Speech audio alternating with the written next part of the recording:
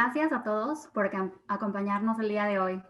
A continuación daremos inicio al panel Mexico's Future, Energy Beyond Politics. Este panel nace de lo que consideramos como uno de los mayores retos contemporáneos, un reto en la intersección de las políticas públicas que favorezcan el crecimiento económico y que a su vez incorporen el cuidado del medio ambiente. Es así que nuestra generación requerirá pensar en formas innovadoras de garantizar la seguridad energética y al mismo tiempo detener el cambio climático. Procederé a presentar a nuestros panelistas en orden alfabético y a nuestro moderador del día de hoy.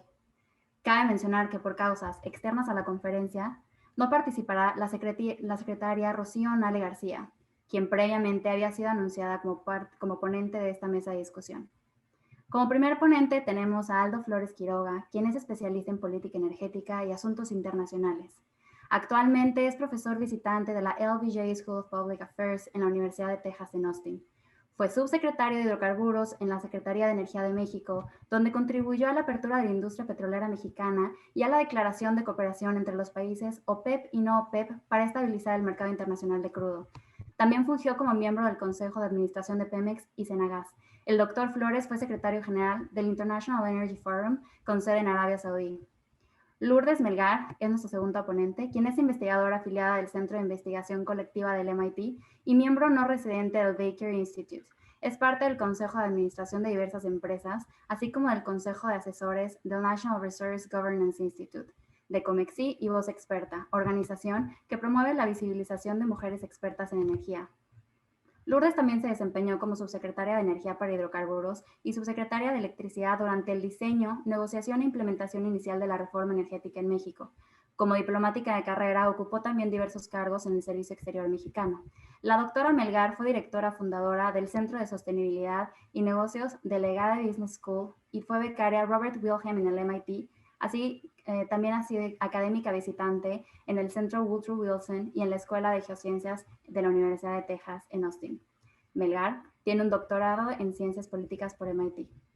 Nuestra tercer ponente, Montserrat Ramiro, es economista egresada del Instituto Tecnológico Autónomo de México. Cuenta con una maestría en economía por parte del University College of London, donde también obtuvo una especialidad en economía ambiental y recursos naturales. Tiene diplomados en finanzas y en responsabilidad social corporativa de la Universidad de Harvard. De 2013 a 2014 se desempeñó como directora de energía en el Instituto Mexicano para la Competitividad, INCO. Montserrat fue comisionada de la Comisión Reguladora de Energía de septiembre de 2014 a febrero de 2019. Actualmente es consejera independiente de una compañía petrolera y asesora de varias otras en temas de energía, especialmente electricidad y renovables.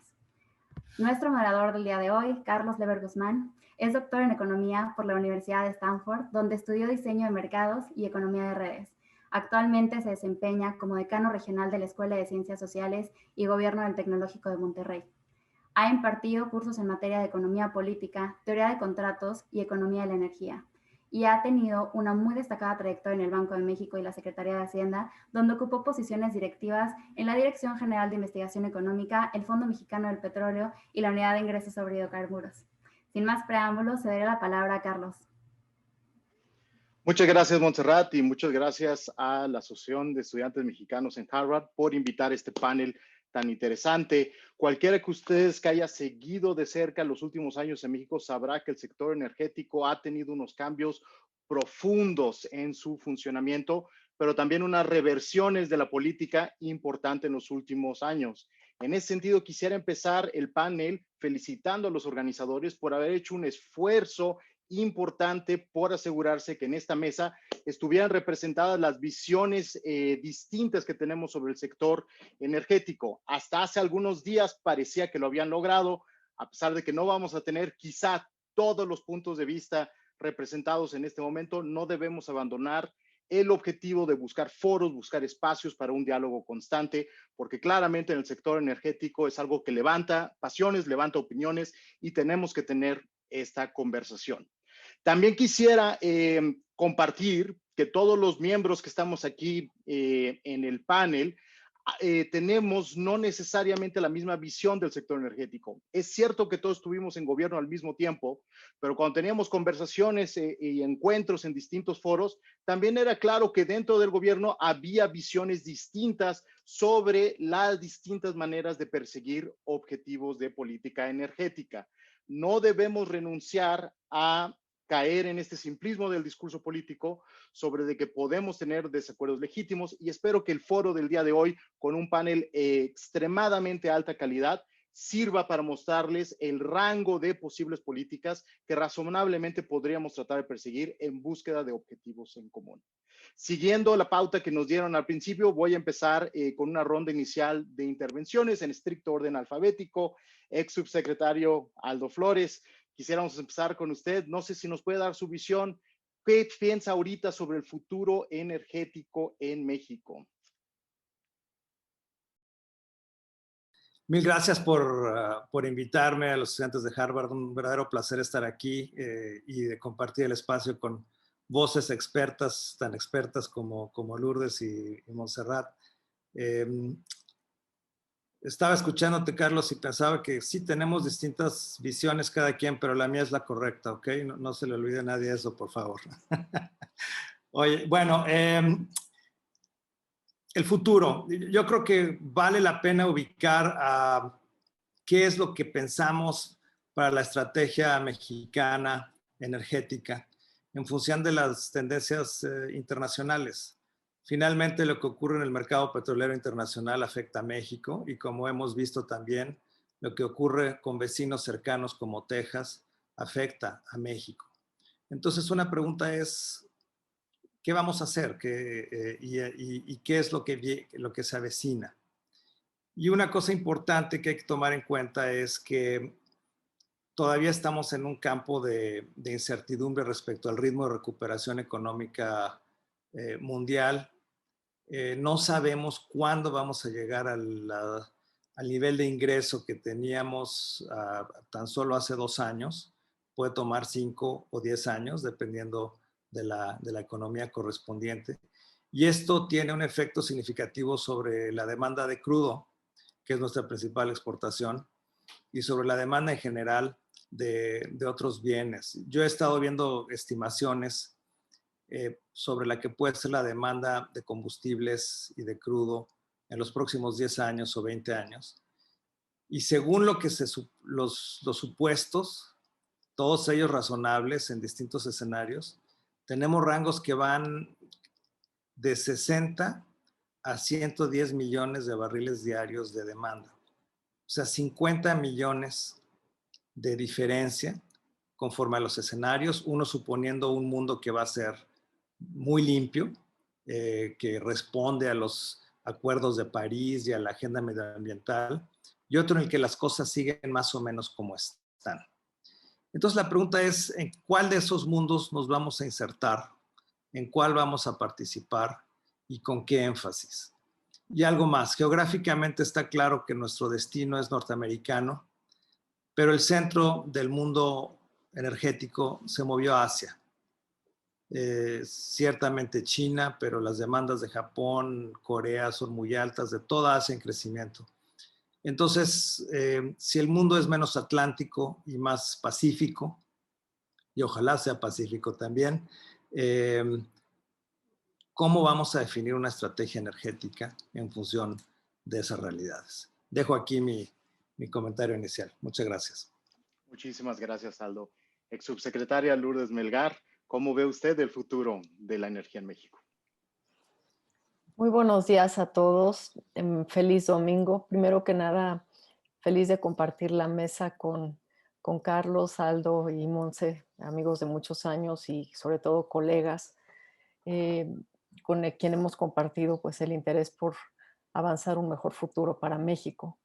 Y quiero felicitar a las alumnas y los alumnos de Harvard por esta fantástica conferencia, no solamente este panel.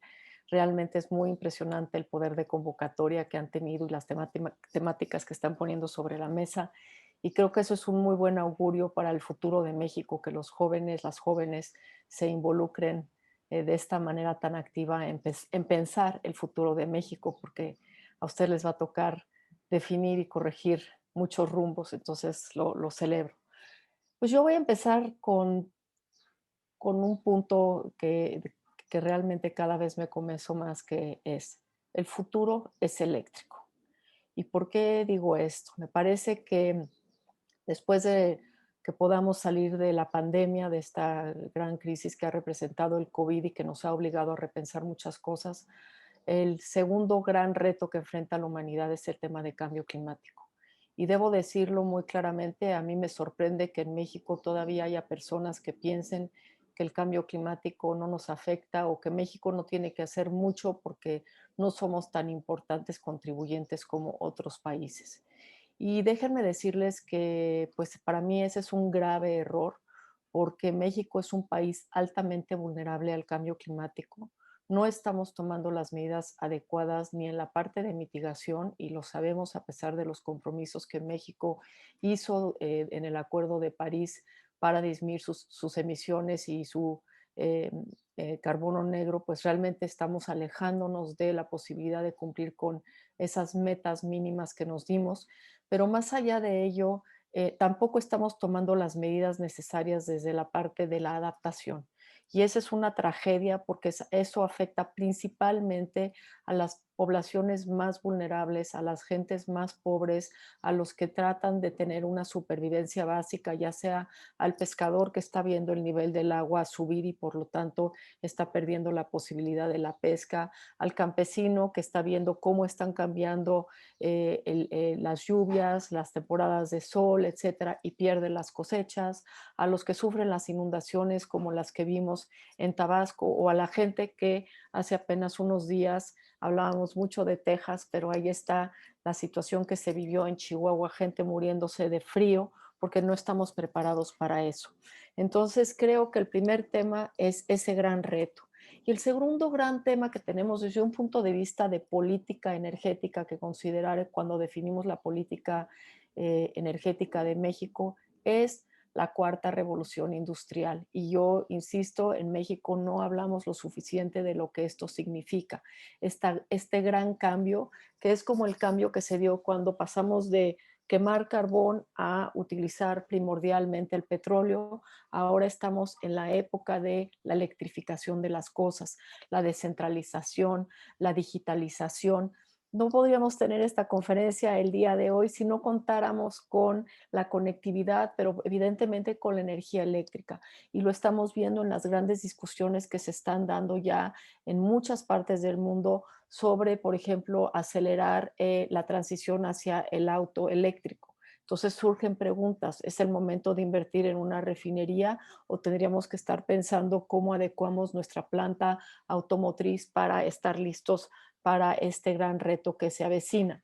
Entonces, creo que es muy importante tomar en cuenta estas dos variables, la necesidad de acelerar la transición energética y la necesidad de ver hacia dónde se está moviendo el mundo de la industria y cómo México está perfectamente bien posicionado para aprovechar todas estas oportunidades por tres razones. La primera, porque desde el punto de vista de la naturaleza somos un país verdaderamente bendecido. Tenemos petróleo, sí, tenemos petróleo cada vez geológicamente más difícil de alcanzar, pero lo tenemos. Tenemos mucho gas natural que no estamos produciendo. Nos preocupa la dependencia con Texas, pero no estamos produciendo en México lo que podríamos estar produciendo, pero sobre todo tenemos fuentes de energía renovables que nos darían una verdadera soberanía energética limpia. Geotermia, eólica, solar, tecnologías probadas, al igual que la mini hidro, pero también otras tecnologías que ya están viniendo, como sería la maremotriz o incluso, ¿por qué no pensarlo? Pues el hidrógeno verde que ya también se está poniendo sobre la mesa como una posibilidad. Entonces, pensar la política energética requiere tomar en cuenta esto, la diversificación de la matriz energética. Segundo, la plataforma manufacturera que tiene México. México debería de ser el país que hoy en día aprovechara los cambios geopolíticos y las grandes inversiones que se están haciendo en Europa, en Estados Unidos en términos de transición energética para desde aquí producir los equipos que se requieren para toda esta gran revolución que se está instaurando en el mundo. Eh, y bueno, y por último, evidentemente, la necesidad de tener un cambio, un desarrollo sustentable, un desarrollo con visión social, llevar beneficio a las comunidades, llevar trabajo, llevar empleo, empleo de calidad y mejorar la vida de todos. Y eso es algo que en este movimiento, en esta nueva forma de vida, se podría hacer si le apostamos a una verdadera transición energética con la mirada de una cuarta revolución industrial. Y pues estos son algunos de los temas que yo quisiera poner sobre la mesa el día de hoy. Gracias. Muchas gracias, Lourdes. Sin duda, mucho que abordar más adelante. Ahorita quisiera ir con la intervención inicial, excomisionada Montserrat Ramiro. ¿Cómo ve usted el futuro del sector energético en México? Hola, muchas gracias por invitarme. Gracias a la UMA. Me parece que ha sido una conferencia súper interesante y este panel, pues para mí es muy, además de un placer ver a mis amigos, digamos, creo que reúne tres perfiles distintos y no diría que tan distintos, pero que sí hemos tenido diferencias de opinión, como Aldo puede recordar claramente de muchas de nuestras conversaciones. En fin, a mí me gustaría empezar, quisiera retomar muchos de los puntos que puso Lourdes sobre la mesa, pero me gustaría aportar un vértice un poco diferente en términos de lo que significa y la importancia que tiene la regulación en un país. ¿Por qué tenemos reguladores y eso cómo influye en el contexto energético actual y cómo está pensado el marco regulatorio en México para temas energéticos? Creo que el objetivo principal de la regulación y del regulador es proteger a los consumidores. Protegerlos en términos de cualquier fuerza de mercado que no funcione para proveerles, en este caso, energía en calidad, cantidad y precios suficientes o justos. En este sentido, creo que lo que tiene como objetivo principal la regulación en México es la competitividad de la economía. Y no se quedó ahí el marco regulatorio, no tiene ese único objetivo, sino que también tiene como tema central la transición energética. Es el sistema eléctrico en México y la energía en México ha evolucionado desde los 90s hasta hoy bajo dos grandes avenidas. Una es lograr energéticos cada vez más baratos y cada vez más asequibles para los consumidores, y a su vez, desde los 2000 hemos tenido un objetivo y un afán clarísimo y muy evidente en términos de transición energética. Y eso se ve a través de cómo ha ido evolucionando no solo la regulación, sino la legislación, el marco jurídico que tenemos hoy. Entonces, y esto es importante porque no debemos olvidar que cuando menos hoy en el mundo, no solo en México, existen, digamos, dos grandes imperativos sociales o dos grandes prioridades para las sociedades globales y sin duda mexicana. Y es uno de corto plazo, que me parece que sin duda es el COVID, y uno de largo plazo, que es el cambio climático.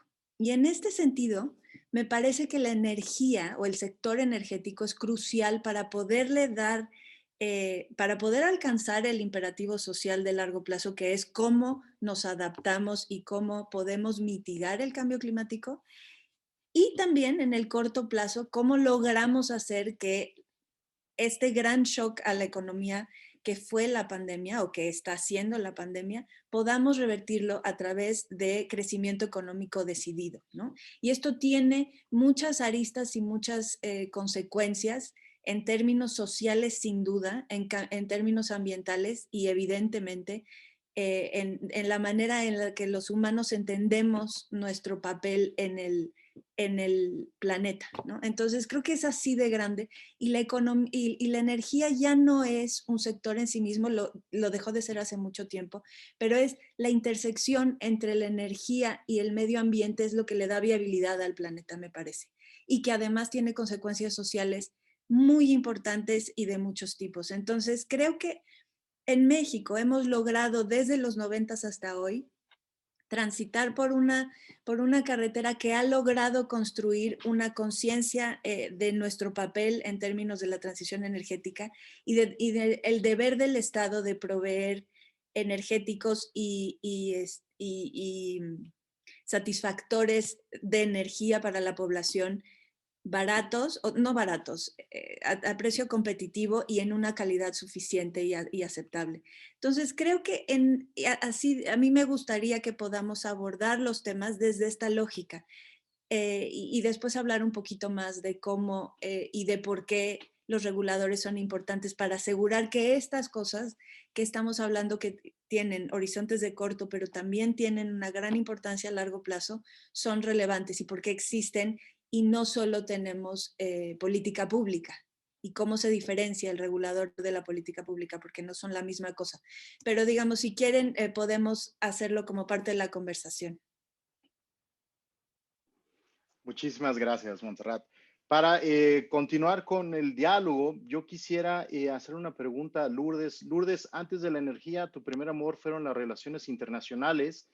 Y en ese sentido, tú pones adelante el argumento que México sí debe tomar un papel de responsabilidad ante acciones climáticas, debe cumplir sus compromisos a nivel internacional.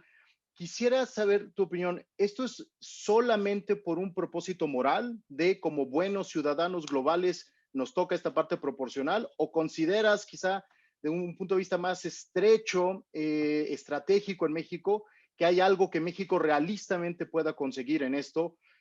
A bote pronto, para un ignorante, pareciera ser que somos demasiado chicos para tener algo de influencia en este debate internacional. Muchas gracias por la pregunta, Carlos. Realmente me gusta mucho porque me da la oportunidad de abordar dos temas que creo que son fundamentales. El primero es, ¿cuál es el interés nacional? O sea, normal la diplomacia, y tuve la oportunidad de ser diplomática de carrera del Servicio Exterior Mexicano, fue un gran honor, es, pues es defender el interés de la nación. Y está en el interés de México combatir el cambio climático. Yo creo que de verdad, o sea, basta recorrer el país, ir a la península de Yucatán y que te cuenten cómo está subiendo el nivel del agua, cómo los pescadores están teniendo dificultades para pescar y sobrevivir, ir a Quintana Roo y ver cómo se ha quemado la selva, ver las inundaciones en Tabasco, o sea, podemos querer acusar al pasado, responsabilizarlo de algo, pero pues esto tiene que ver con el cambio climático para darse cuenta que necesitamos actuar. México es un país cuya matriz energética en global es 90% combustibles fósiles. Y ya les dije yo todo el potencial que tenemos, pero estamos quemando combustibles fósiles. Entonces, a mí me parece que si fuéramos un país que no tiene ninguna otra opción, pues yo te diría, bueno, pues ni modo, primero el desarrollo económico. Pero la realidad, y tal y como se demostró a partir de 2014, en 2015, cuando empiezan a llevarse a cabo las subastas eléctricas, sí podemos incrementar, por ejemplo, nuestra generación con energías limpias, sí podemos modificar la matriz energética y vamos en la trayectoria de alcanzar digamos, esos objetivos y ahora nos estamos desviando. Entonces, ese es un primer punto. Creo que es en el interés de México no solamente nosotros cumplir, si nosotros queremos exigirle a otros países que cumplan, nosotros tenemos que cumplir también. Es un deber ético, es como país, es un deber ético y creo que no podemos seguir con esta cuestión de tener una retórica que va desfasada de la acción que llevas a cabo. Y si nosotros que somos, o todavía creo que somos como la 15ª economía mundial, no estamos dispuestos a hacer nuestra parte, ¿cómo le podemos pedir a otros países que lo hagan? Y entonces nos comparamos con China o con Estados Unidos o con Europa. ¿Para qué ir para allá? Veamos lo que están haciendo países como Costa Rica, que tiene un compromiso de cero emisiones netas al 2050 y mucho antes, al 2030. Veamos lo que está haciendo Chile, veamos lo que están haciendo los países latinoamericanos. O sea, ese es el gran tema. O sea, creo que es un discurso ya muy gastado. Y por último, voy a tomar un ejemplo muy reciente de una que mencionó Carla Sedano y dice, Cuando yo regresaba de la escuela con un 7, mi mamá me decía, ¿por qué no tuviste 10? Y le decía, es que mis compañeros tuvieron 6. La mamá siempre dice, a mí no me importa. Y creo que ese es el tema. Gracias. Gracias a ti, Lourdes. Muy interesante la reflexión de esta disparidad en el discurso y las acciones nos vuelve menos efectivos en avanzar los intereses nacionales. Quisiera yo ahorita escuchar a Aldo para quizá balancear, porque si nos vamos a quedar en explorar los intereses nacionales, también es cierto que México en el orden internacional se ha beneficiado del orden mundial petrolero. No éramos parte de la OPEP, pero ciertamente vamos a esos foros. Ciertamente cuando hay un recorte del Club de los Petroleros, a nosotros nos ayuda en finanzas públicas y el país. Si perseguimos esta ruta alterna que propone Lourdes, Aldo, ¿perderemos lo que hemos ganado en aquel foro o podemos tener el mejor de los dos mundos? No sé si el mejor de los dos mundos, pero todavía podemos beneficiarnos. Y déjame reaccionar a algunas cosas que dijo Lourdes, porque me parece muy importante que ella ya está planteando y hablando de la estrategia. Es decir, el mundo que se avecina es eléctrico, tiene que enfrentar el cambio climático, viene una cuarta revolución industrial y hay muchos países que están demostrando responsabilidad con procesos internacionales. En todos esos casos, coincido, México tiene mucho que hacer y tiene mucho que aportar. El desafío que yo quiero destacar es que en prácticamente todos los escenarios, salvo que uno asuma un optimismo tecnológico fenomenal, el mundo va a permanecer por los siguientes 30 años consumiendo combustibles fósiles en aproximadamente 75% de la matriz energética. Y por cierto, como decía Lourdes, en México es bastante fosilizada la matriz, inclusive tenemos una intensidad en hidrocarburos más alta, curiosamente, que los países del Medio Oriente. Así se diseñó de origen el sistema de hidrocarburos y eléctrico del país. Entonces, seguiremos en un mundo de combustibles fósiles hasta que haya una solución tecnológica en la que, por ejemplo, alguien resuelva el costo de las baterías del almacenamiento de manera que sea mucho más bajo. Eso sí sería plenamente disruptivo y lo cambiaría todo. Y puesto que seguiremos en ese mundo, puesto que seguiremos siendo importantes productores de crudo y gas, bueno, especialmente si tomamos las medidas correctas en vista de las dificultades para mantener y elevar la producción de petróleo y gas del país, tenemos que seguir involucrados.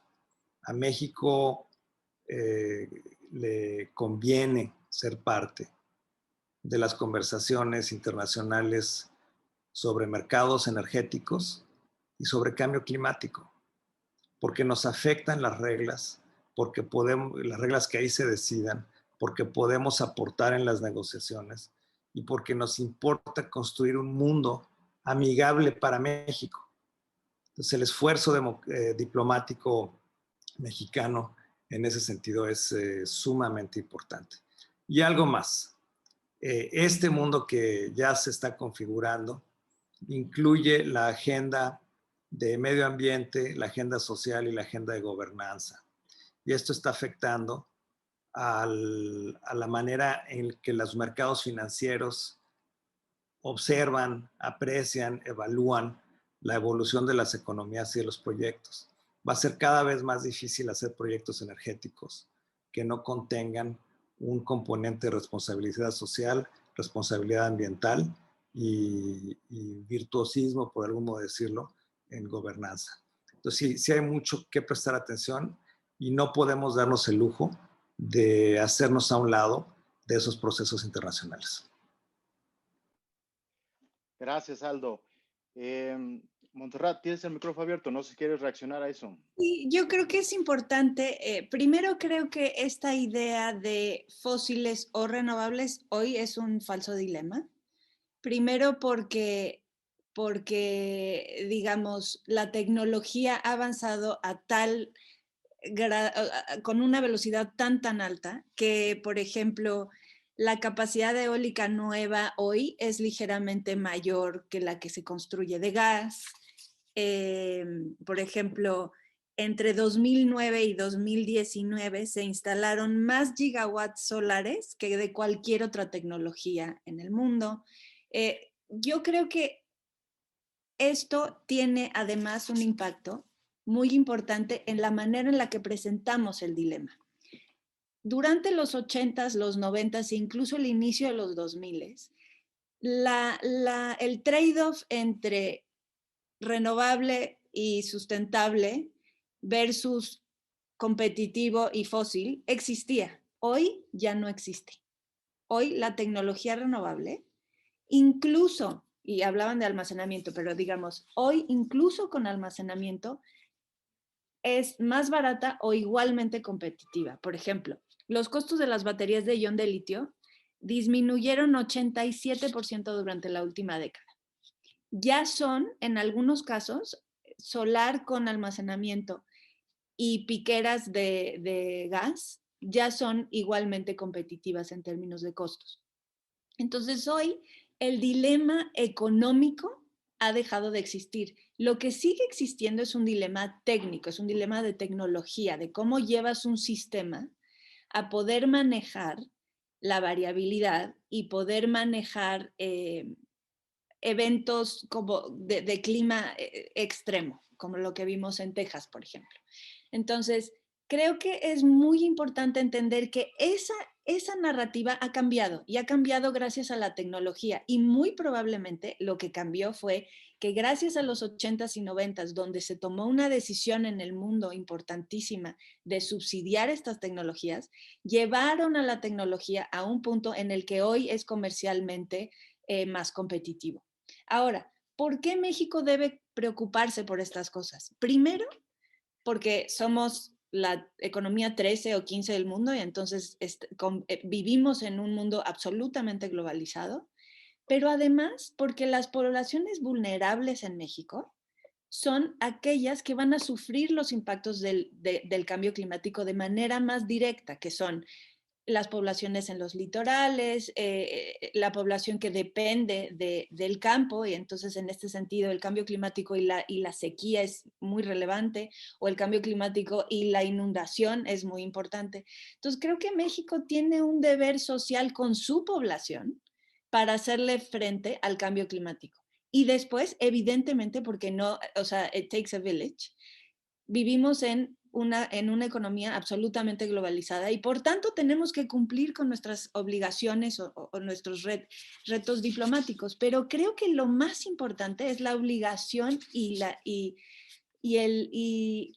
la ética y el compromiso ético de cumplirle a los jóvenes mexicanos para que tengan un futuro. Y ese futuro solo se va a lograr y ser razonablemente parecido a lo que vivimos hoy si somos sustentables o si somos ambientalmente responsables.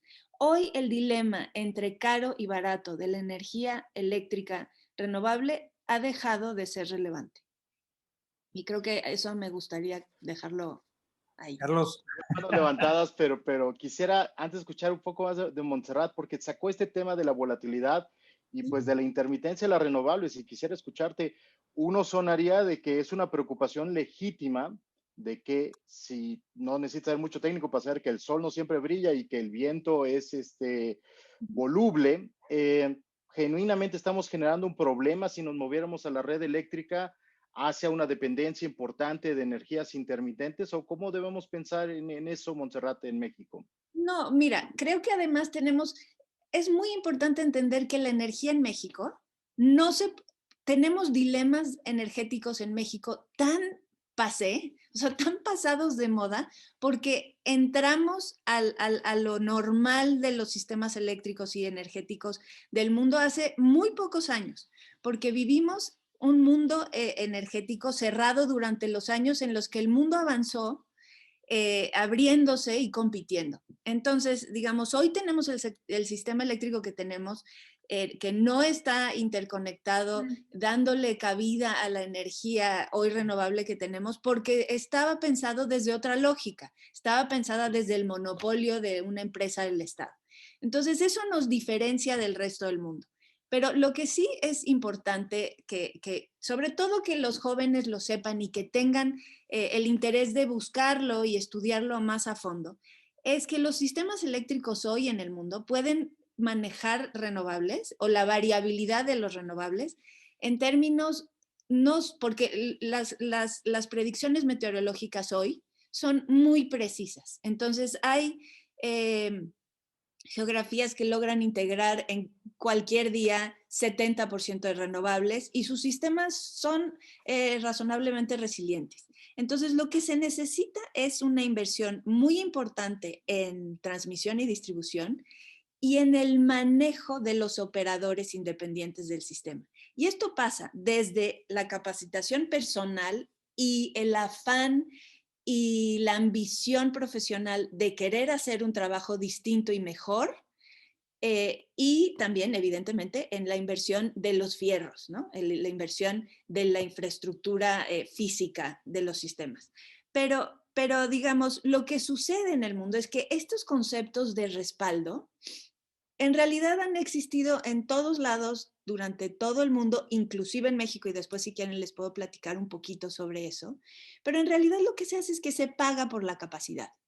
Todos los participantes de un sistema pagan por la capacidad que no son capaces de proveer para que el sistema funcione de manera confiable. Entonces, digamos, este es un reto que se resuelve muy, no quiero decir fácilmente, pero simplemente a través de inversión en donde tenemos que invertir y de que todos los actores de un sistema aporten y paguen los servicios que necesitan pagar. El problema con nosotros es que hasta hace 5 años, 6 años, había cosas que no se pagaban o se pagaban de manera indirecta porque todo vivía en la panza de CFE. Y lo que nos está costando de trabajo para entender el sistema eléctrico en México como consumidores e incluso como reguladores y como participantes de esto, viene de la poca práctica que tenemos en sistemas eléctricos competidos, porque siempre habíamos vivido bajo el paraguas de la empresa estatal que bien o mal hacía que tú prendieras la luz y tuvieras electricidad. Los costos, quién los pagaba, cómo se pagaban y cómo afectaba tu calidad de vida, esos estaban escondidos allá adentro y nadie los podía ni siquiera, no solo entender, ni preguntar por qué eran, inquirir, oye, pero esto por qué. La única razón es porque el monopolio tiene ese defecto. No es transparente y no le permite a los participantes y a la sociedad involucrarse en esas decisiones. Entonces, creo que nuestro problema hoy en México específicamente, y seguramente cuando pasen 10 años vamos a decir, la segunda década de los 2000 fue un glitch, ¿no? Los primeros 5 años de la segunda década de los 2000 fue un poco un glitch en México, porque es insostenible este tipo de cosas, porque vivimos en un ambiente globalizado en donde vamos a tener, un poco atropelladamente, que madurar hacia el entendimiento de lo que significa el sector energético integrado en un país y cómo la competencia es virtuosa. Muchísimas gracias, Montserrat. Aldo y Lourdes tienen las manos levantadas. Vamos contigo, Aldo, y luego Lourdes. Aprovecho brevemente para mencionar, estamos recibiendo preguntas del público. Quiero asegurarles que vamos a regresar a ellas hacia los 15 minutos final de la plática. Entonces, si las estamos recibiendo, por favor, síganlas mandando. Adelante, Aldo. Yo solo quiero agregar un par de elementos a propósito de lo que dice Montserrat y para fundamentar que estamos de acuerdo y que también hay cosas que luego vemos diferentes. Digamos que coincido, en realidad coincido con Montserrat en todo lo que acaba de decir, salvo por estos dos puntos. Si nosotros estuviéramos allá por 1920 o 30, cuando, inclusive un poco más adelante, cuando el petróleo empezó a incorporarse de lleno en la matriz energética mundial, hubiéramos visto que la tasa de incorporación del petróleo era más alta que la de expansión del carbón. Entonces estaríamos hablando de una gran revolución y cambio en la forma en que utilizamos la energía o las fuentes de energía. Muy bien. Hoy, a 200 años de la Revolución Industrial, la matriz energética mundial todavía usa 25% del carbón. Descansa en carbón. Y otro 25% en gas natural y otro 25% en crudo. Es decir, las transiciones energéticas toman mucho tiempo y no necesariamente derivan en la plena eliminación de otras fuentes de energía. Todavía tenemos la aspiración mundial de deshacernos de la biomasa como la principal fuente de servicios energéticos para la población de bajo ingreso. Cerca de 1,000 millones de personas en el planeta no tienen electricidad. Y entonces sus casas están llenas de humo por la leña o cualquier otro tipo de biomasa que tienen que recolectar para resolver sus necesidades energéticas. Entonces sí, ahí hay mucho que hacer y sí van y deben, insisto, deben penetrar más las energías limpias y como dice Montserrat, pueden. Los costos hoy son competitivos, vale decir que lo son sin contar costos de sistema más amplios, de transmisión y de administración y demás, pero todo eso va a ser salvable. Y puede ser salvable si ocurre algo, que este es mi segundo comentario, muy importante, que salió nuevamente al frente del escenario con la crisis tejana. El problema que hubo en Texas no fue un problema de ingeniería, es decir, las soluciones las conocemos, se han desarrollado, se puede mantener la confiabilidad de un sistema eléctrico y de producción de gas y demás en condiciones de frío extremo. Esas soluciones no se adoptaron en Texas y no se adoptaron porque para mí lo que ocurrió es lo que es común, que no es el problema técnico o los riesgos bajo tierra, sino los riesgos sobre tierra. Ocurrió un problema de gobernanza. El sistema que se encarga de regular, administrar, alertar, el sistema que involucra a los seres humanos más que a las máquinas, falló por muchas razones.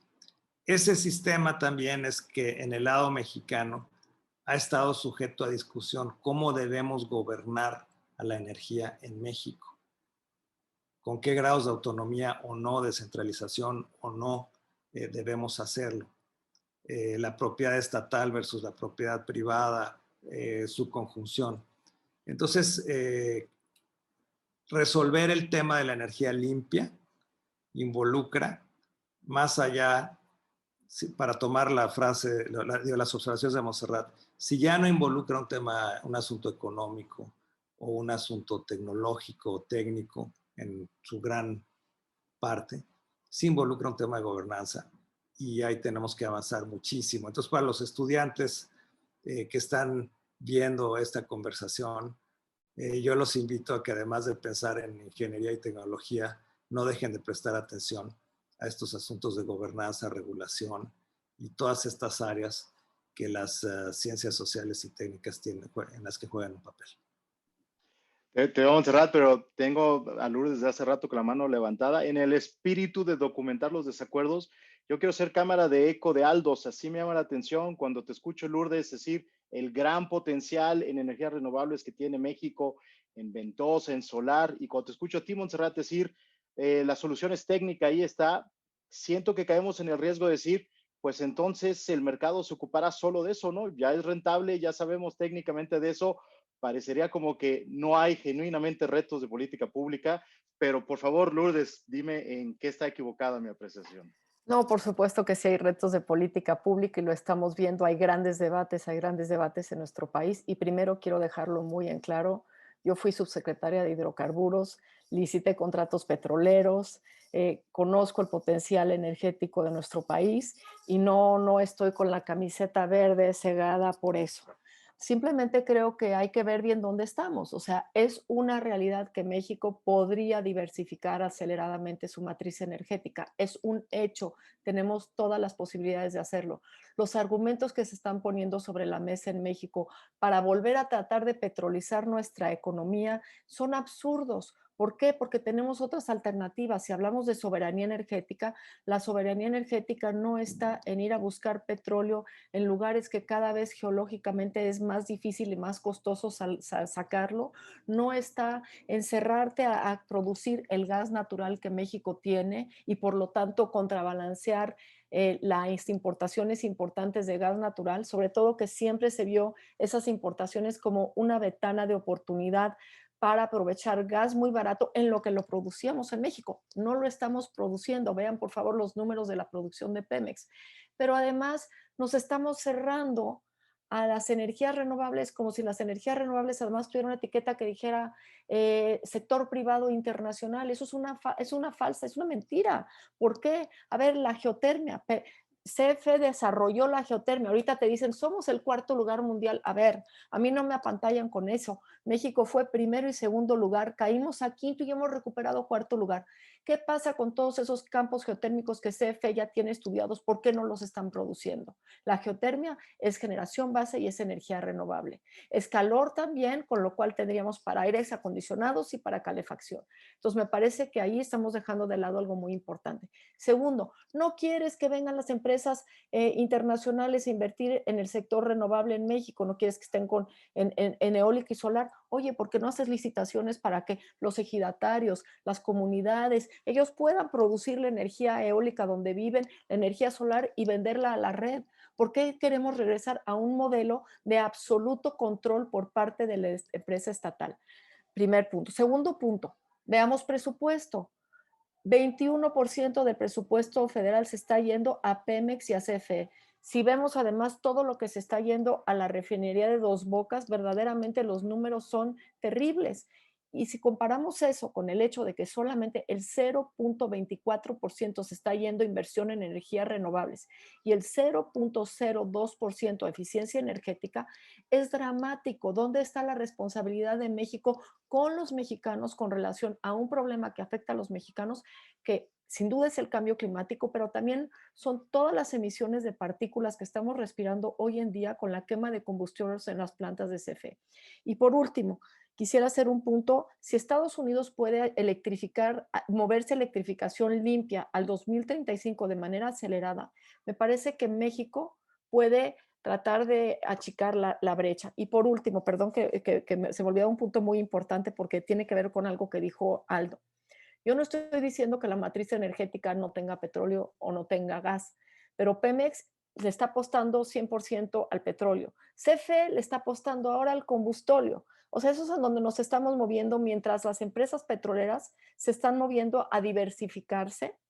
BP, Shell, están soltando, Exxon, están soltando portafolios de petróleo para irse hacia energías más limpias. Incluso Saudi Aramco están viendo el tema de energías renovables y nosotros estamos olvidándonos hasta del gas natural que genera la mitad de emisiones. Entonces, me parece que ahí hay un tema. Hay que pensar quiénes van a ser los ganadores y los perdedores de la transición energética y cómo nos preparamos para que empresas como Pemex no sean los grandes perdedores de esta transición. Muchísimas gracias, Lourdes. Montserrat, sí quiero escuchar tu respuesta, claramente este debate que vamos, pero también quiero ver si podemos combinarlo, porque ya estamos en la parte del segmento donde deberíamos empezar a atender preguntas del público. Okay. Tenemos muchas, quiero agradecer a los asistentes por el claro interés que nos están mostrando. En un espíritu, si yo tuviera que recolectarlas, y tú dime, Montserrat, si quieres abordar alguna de ellas, diría que hay dos temas que claramente están saliendo con alta frecuencia. Número uno, hay mucho interés en saber qué opina el panel sobre la nueva ley de la industria eléctrica. Sí le quiero compartir a todos los asistentes que, como habrán visto en el panel, queríamos tener estos debates de cosas que van a seguir afectando al país incluso en décadas, pero ciertamente esta ley nos hace una reflexión de qué queremos y cómo nos habla este debate de tendencias de la matriz. Te menciono un segundo tema por si te ayuda, Montserrat, y si no, lo llevamos a otro panelista. También hay mucho interés en saber cuál es la visión del panel de las empresas estatales. Estaremos de acuerdo o no estaremos de acuerdo con ellas, pero están ahí, son grandes, no van a desaparecer. ¿Qué hacemos con nuestras dos grandes empresas estatales? A ver, Adelante, Montserrat. me queda bastante bien un poco para lo que quería agregar a lo que ya se ha dicho. A ver, creo que el problema de Texas, como lo tenemos cerca, y cerca en distancia y cerca en tiempo, es muy relevante. Texas es la única área de electricidad en Estados Unidos que decidió, uno, ser desregulado y dos, no interconectarse al resto del país. Eso es lo que le pasó a Texas. Obviamente, los sistemas, porque no se necesitaban, no estaban preparados para el frío, pero en realidad la tragedia de vidas y de costos exorbitantes en Texas fue su afán de no intervención de la regulación y su afán de no, para evitar la regulación federal, vivir como una isla. Y entonces ERCOT, que es el operador independiente de Texas, no tenía ninguna interconexión con el sistema y por lo tanto el sistema de otros lados de Estados Unidos no lo pudo salvar. Entonces, la tragedia de Texas ejemplifica muy bien lo que estabas preguntando. ¿El mercado lo arregla todo? No, sin duda no. Y para eso existe la regulación. La competencia es muy virtuosa, pero en aquellos efectos que no puede resolver per se, lo que se necesita es tener regulación, que es distinto a la política pública, porque la política pública decide llegar a un lugar, el que sea, ¿no? Decide un camino. El que te lleva al camino, procurándote la seguridad y la justicia en ese camino, es el regulador. Y creo que es muy importante que en el mundo nadie puede solo. Ni las empresas privadas, ni las empresas públicas, ni los consumidores, ni los mercados dejándolo a la mano invisible. En lo que hemos aprendido después del siglo XX, me parece, es que el mercado no es perfecto, que la regulación es fundamental y que la relación entre inversiones públicas y privadas es no solo necesaria, sino que puede ser virtuosa. Y eso me lleva creo que muy poca gente tendría el dilema de contaminar más o contaminar menos. Evidentemente, todo el mundo querríamos contaminar lo menos posible. ¿Queremos más petróleo o menos petróleo? No importa, depende de lo que sea económica y sustentablemente factible. Las economías no se van a despetrolizar en lo absoluto en muchos, muchos años. El punto es en qué segmento de esa cadena de valor, primero, puedes obtener mayor valor para el país y segundo, puedes proteger a tu población de mejor manera. Entonces, creo que Pemex y los hidrocarburos en México seguirán. El punto es cómo y para qué. Y ahí me lleva creo que digamos, es lo que más creo que es relevante en este debate y es cuál es el mejor uso de los recursos públicos. Si tú tienes segmentos de la cadena de valor de una actividad en donde puedes como Estado no invertir, es mejor que inviertan los que sí quieren invertir y están dispuestos a llevarse el riesgo para hacerlo. Y dejar aquellos en donde has decidido por política energética o lo que sea, o porque es un monopolio natural, en donde el Estado debe ser el que invierta. Creo que es muy importante para el discurso, y ahí esto me lleva a la LIE, a la discusión de la LIE actual.